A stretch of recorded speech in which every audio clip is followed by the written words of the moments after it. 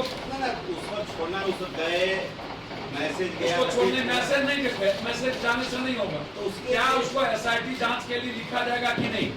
उसके लिए ऐसे खाली एसआईटी जांच नहीं, ऐसा नहीं होता। हार के देखने को मिले, उसमें पार्टी ने तुरंत कोर कमेटी की बैठक बुलाई गई और एक सबसे पहला निर्णय यह लिया गया कि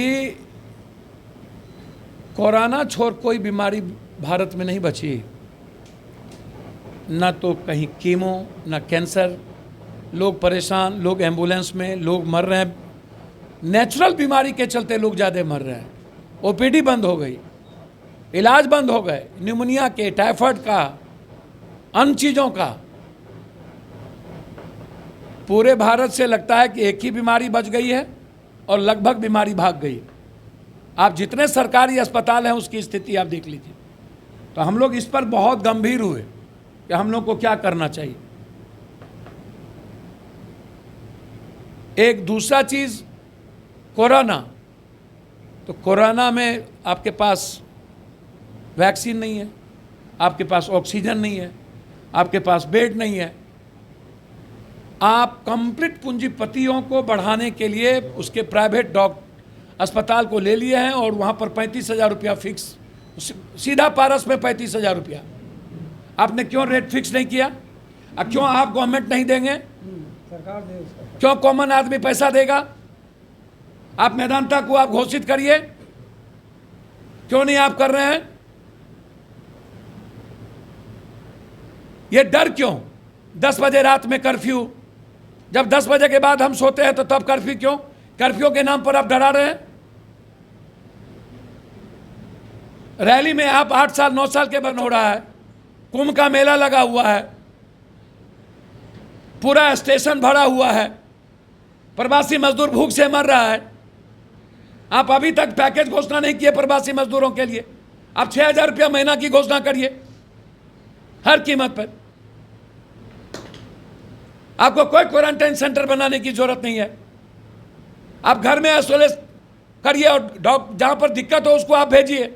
आपके पास एम्बुलेंस तक नहीं है। गुजरात में लाश की लंबी कतारें लगी हुई है, सवदागिरी फैल कर गया, कई वैक्सीन गुजरात में नहीं है, प्राइम मिनिस्टर का राज है।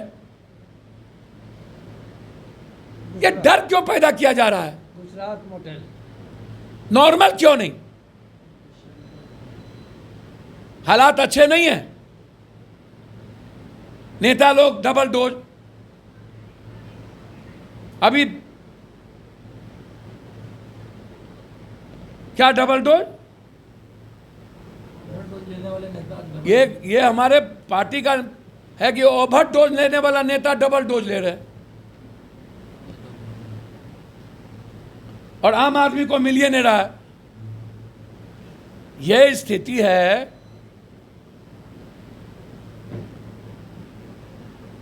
गवर्नर साहब से हम लोग मिलेंगे अभी 2 दिनों के अंदर। दूसरा चीज, इसी बीच इन्होंने चुपचाप 700 रुपया 45 किलो वाला खाद का दाम बढ़ा दिया, स्वच्छता के नाम पर होल्डिंग टैक्स बढ़ा दिया। तीसरी चीज, बिहार कंप्लीट रक्त रंजित है, इस पर किसी की ध्यान नहीं है। इंस्पेक्टर मधुबनी गोलीकांड, अब गवाह को मारने की तैयारी, विधायकों का पूरा शेल्टर, सीबीआई इंक्वायरी की कोई चर्चा नहीं, उसके परिवार की सुरक्षा नहीं। निर्मल बबुना की घटना, 14 लोग शराब से मर गए, उस पर कोई चर्चा नहीं।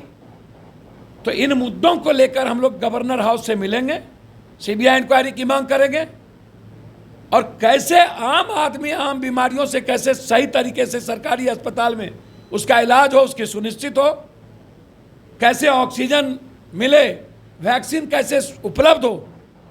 इन लड़ाई को पार्टी ने लड़ने का निर्णय लिया है। हम गवर्नर हाउस जाकर पूरा मेमोरेंडम देने के बाद हम लोग आगे जरूरत होगी तो इन परिस्थितियों में भी हम लोग सड़कों पर हैं।